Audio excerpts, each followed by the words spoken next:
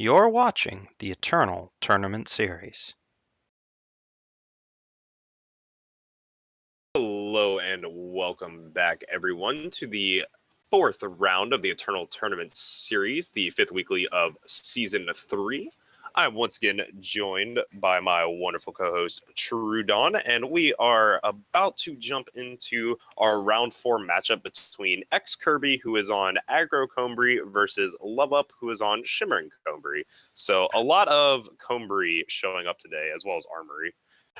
And if you'll notice something about ExKirby's deck, if I may direct your attention to the sideboard, we have some memes here. He is elected to essentially play this tournament with a sideboard full of cards that don't actually do anything. Big comedy. Yeah, big burn towards the Frontier Jito, now included in that category of garbage cards such as Trail Stories and Idol of Destran. So much to a lot of people's joy, no more Frontier Jito running havoc on the ladder, instead finding itself into the meminess that is ExKirby's sideboard.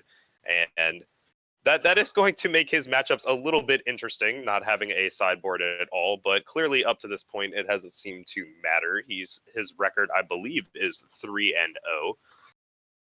Yeah, he's doing pretty well so far without a sideboard. Or I don't know, maybe the Idol of the Strains have come in some matchups. But if we look at LoveUp's Shimmering Combry deck, on a more serious note, this is actually a deck that has been present a lot in the tournament. It's been a big swing towards Shimmering Combray, Shimmer Pack decks in general, whether it splashes green or not.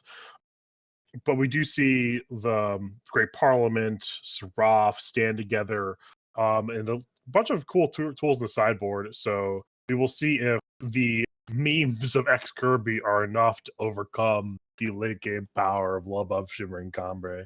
Yeah, this is a very interesting matchup. Generally, this matchup is determined not only by who can get that early pressure down, but who can get Xenon Obelisk in play with a reasonable board, because Xenon Obelisk really is the breaker in this matchup. It allows you to get over top of your opponent's equally matched units, such as the Sandstorm Titans and the Seraphs, that would just run into each other otherwise. But whoever can establish an obelisk first will have an advantage. And we see players jumping already into the match. Yep. And we actually have access to both players' hands, so we will be able to see the perspective from either side of this matchup. And both players don't have Actually, ExKirby has a bunch of Sandstorm Titans, although he would like a faster start than that. He is an aggro build of Combray. He would probably be playing something on turn 2. But he will have a turn 3 play with these Valkyrie into Sandstorm Titans. So this is a reasonably proactive draw that LoveUp doesn't have a lot to deal with outside of... Actually, he has a handful of removal. I apologize. So we'll be able to deal with a lot of this.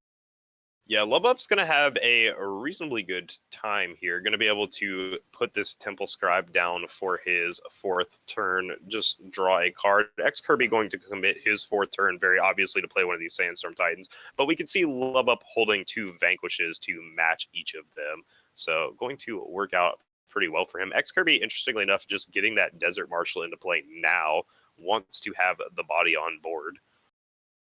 Yeah, just throwing it down as just a 2-1 without any abilities. And we'll see, does he stand together here to get the 2-1 to leave his Desert Marshal play? He says no. And then he's just going to play the Sandstorm Titan. If he's just trading with the 1-1 there, it's interesting that he played it at all. Yeah, that is definitely an interesting decision to actually play that Desert Marshal out there. LoveUp deciding if he instead would like to play out his Desert Marshal. Not a fan of this, would much rather him see hit something like a Valkyrie Enforcer with it. Definitely given that he is almost assuredly going to vanquish away this Sandstorm Titan on his turn. The consideration is just whether or not you want the 2 power in play to like start racing, because the silence doesn't matter. And I don't think he's that desperate in need of the 2 damage in play, so he likes to hold it back. Probably going to see a post-combat Seraph here after the Vanquish comes down. Although he may just leave up Stand Together and or Scorpion Wasp. Yeah, I think this might be a slight misplay to get it down, although it won't matter too terribly much. I figured we were likely to see a Valkyrie Enforcer come down, but Sandstorm Titan is equally good here, although we, of course, know LoveUp holding this Vanquish here is going to be able to start pressuring for quite a bit of damage. And, in LoveUp's position, I almost would have considered Stand Together. Like you generally want to get the extra value out of it there, but it's almost worth it in a way for the extra damage and a little bit of protection. I like that you get to bait out an effect. Like he got to have the Valkyrie come in and not get value. You missed 2 damage, but I think that having a wasting a Valkyrie trigger or a Vanquish or whatever is more value than the 2 damage. Kind of. It ends up not mattering either way since ExKirby has the Vanquish there, so the Valkyrie ends up just popping the Aegis, and then the extra +1/+1 puts Seraph in Vanquish range.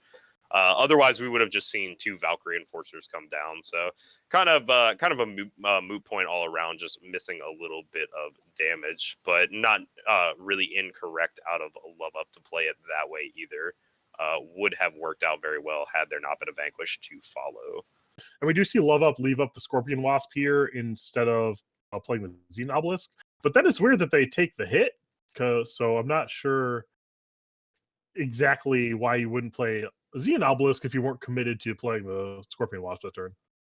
Because even if you want to marshal, you can still marshal after Obelisking. You had enough mana.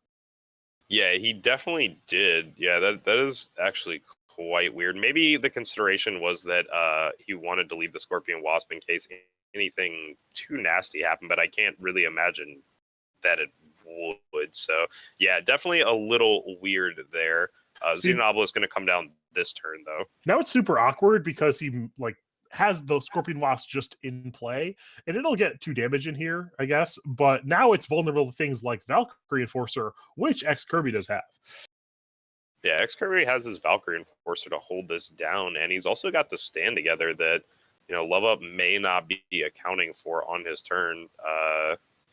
And yeah, ExKirby just pushing in for a little bit of damage. LoveUP going to need something big here. Sandstorm Titan is that card, and locking those to the board pretty nice here. Curious if LoveUP decides to attack. Going to pass. Hopefully it recognizes that ExKirby is holding up that Stand Together. Yeah, this Sandstorm Titan puts the brakes on everything. The board is now pretty firmly stalled, although the Xenon Obelisk on the side of LoveUP makes all of his creatures a lot more potent than ExKirby's. So we'll see if he's able to find the second power to turn the second half, or just a slew of creatures like this Mirac's Disciple that is just going to, over time, overpower what ExKirby is going on. Oh, and ExKirby finding Seraph. This is very important. LoveUP going to need something